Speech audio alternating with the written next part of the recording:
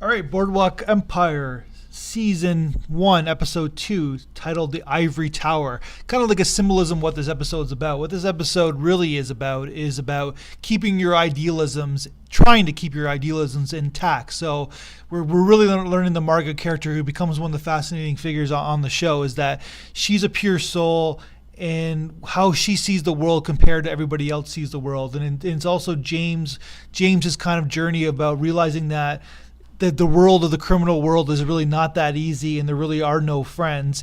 And we have a creepy introduction to his mom, who becomes one of the mainstays of the show as well, where he basically goes and sees her in a burlesque show, and she's kind of nude, and he sees her nude performing, and then he kisses her and he tells her everything. But then we learn later on that it's his mom, even though there's a very brief age difference between the two of them, which was kind of like, okay, there's something there to this relationship, which we're gonna know as the seasons go.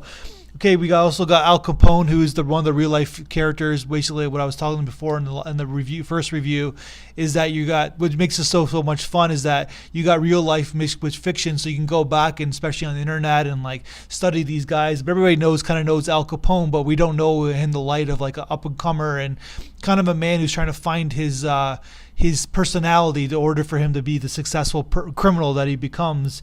But it's always about seeing the world through of Nucky, and Nucky knowing that he's thinking that he's a good guy, and we're seeing Nucky through the eyes of Agent Nelson Mandela Alden, who becomes one of my favorite characters on the show. But it's kind of like a good storytelling device, where if we want to know a character, it's cool to watch them from someone else describing that person from afar, kind of like a biographer in the TV world and the visual world, describing that person. Then we can pick up on all the character exposition, and that's kind of what they do in this episode. Cool episode. You can tell this is going to be a good show. That's my review.